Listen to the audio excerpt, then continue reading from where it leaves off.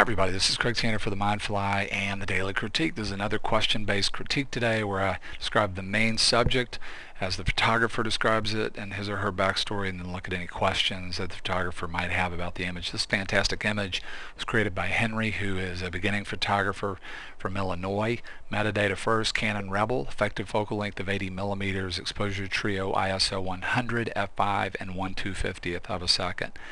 Henry gave us some great information in his backstory. A couple of things that he talked about could be potentially very powerful takeaways for all of us as photographers. I'll touch on those at the end of the video. I want to paraphrase the part of his backstory where he describes the main subject.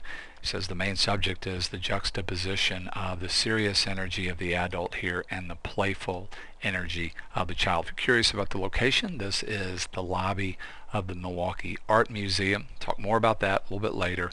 And let me give you the questions here. First question is very technical, connected to post-processing. Henry says he was left with a real strong color cast here. You can see sort of cyan green. And he said he wanted to get rid of that, but on the way to getting rid of it, he felt like he just created other color cast. So I want to talk about that first. There's another question about cropping. He says he thought about a tighter crop. What would I think about that? Let's just talk about the technical idea of color cast first. I think most people can see there's a lot of cyan here, maybe a little bit of green. And for me, this is a classic example of an image where I feel like if I wanted to set a visual sea level, I can imagine that this structure right here of the art museum, which looks like it's metal, could be gray metal. And so for me, I would go, if I'm inside of Photoshop, go to my adjustment layers, go to curves, and use this eyedropper right here, which will let me sample an image to set a gray point, and go ahead and choose that by clicking on it, and then just click in the image. And to my eye, not knowing this location, this starts to feel a lot more natural in terms of what could be possible. What looks like metal looks metal gray now. What looks like sort of an overcast day now see some bluish feeling in the water that's a little bit gray, and a little bit of a feeling of blue in the sky, and the same thing in the reflections, and the black appears to have cleaned up a lot. That would be the starting point for the work that I would do here. One thing that I'll say about this image is that it's so simple in terms of its structure. You might have a lot of fun with a color cast. Some people might really prefer this. This is an image that is very simple. It's not going to have the potential to express a lot of different colors, so it's kind of an image where if it has a color cast, we're pushing towards something it's almost monochromatic, and we could use different color ideas to convey a different energy. It's such a powerful image that I could see a really beautiful presentation of this image 3 times in a triptych with a different in quotes color cast each time. If I did want to get rid of the color cast, I'd do exactly what I showed you just a second ago. I'm just going to delete that because I already created a white balance in curves adjustment layer. I'd get rid of what looks like a little bit of maybe magenta in those clouds, and I'd also probably bring up the blue a little bit. And on these 2 layers, pretty subtle work. That's what I did. Here's bringing up the feeling of the blue and the water and the sky and the reflections of the sky. There's before and there's after, and here's getting rid of a little bit of that magenta and what looks like kind of an overcast sky with some cloud structure. That's very subtle, probably be possible to see in the video before and after.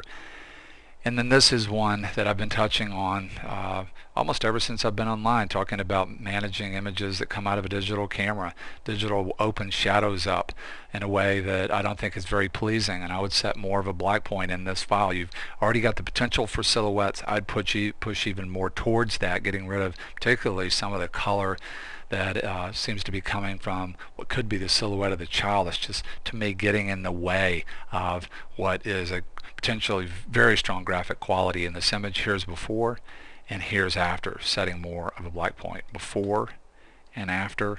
Here's where we started, talking about ultimately beginning color balance, and then I just kept pushing after I white balance the image. Let's talk about the crop. I would not crop this image at all. I like the framing for a lot of reasons, too many to talk about in the context of a video, trying to keep the length to 10 minutes or less. There's so many things that we could talk about connected to this image. Just real quick, part of the reason why I like the framing is it's been shot in a fairly symmetrical way. Subjects are pretty close to centered, sort of symmetrical in terms of the amount of the reflection of the structure versus the structure itself, and having this simple balancing with this line and then this at the bottom, I think goes along with sort of the overall framing. I love the way it's been broken up on the right side. Structure ends and you have these ideas that can become visual stops on the right hand side. If we're working traditionally, two sort of natural flows of movement for most viewers of media are left to right, this movement, and then ultimately sort of a clockwise movement. And the way these ideas in the corners break everything up, it really supports the way that we want to move anyway, hitting these stops and coming back. It's also a strong sense down here of containing. I really like the framing a lot, and I wouldn't change it at all. Two other things that I wanted to mention, actually three other things connected to Henry's backstory.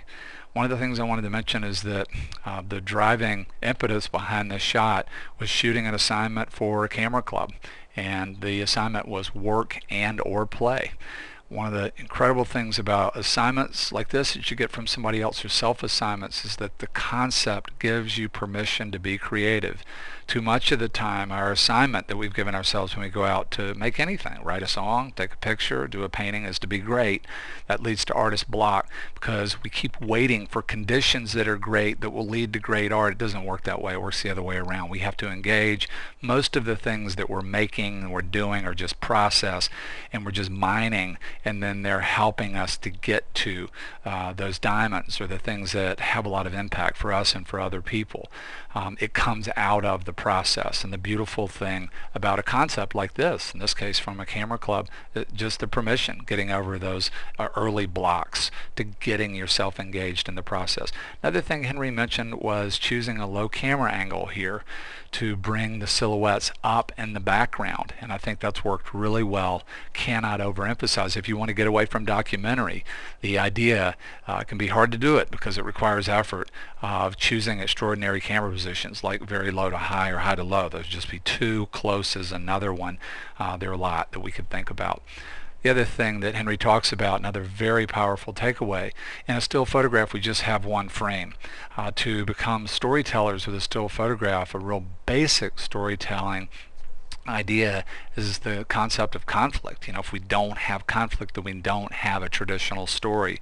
One of the ways we can suggest conflict, straightforward, direct, and powerful way in a still photograph, is to juxtapose energies that are opposites. And Henry's done that here in a couple of powerful ways. We already talked about his main subject doing it in a very powerful way. Play with a child, serious with the adult, or work versus play. The other thing that he's done is he's juxtaposed the reality, the rigid reality, this linear geometry, with this idea down in here, something that is completely different, that's more surreal, more Picasso-esque, taking the reality and then warping it and bending it. Very, very powerful. So many ideas here that could help all of us to be better photographers. This is a fantastic image I'd love to see, and Henry talks about this. I'd love to see him coming right back to the same location and just keep shooting this over and over and over again. Different characters on the stage, always the same framing. I can just imagine an incredible show with all of these different characters that are on this stage. Big thank you to Henry. Big thank you to all of you for being here. Hope to see you again real soon on the Mindfly.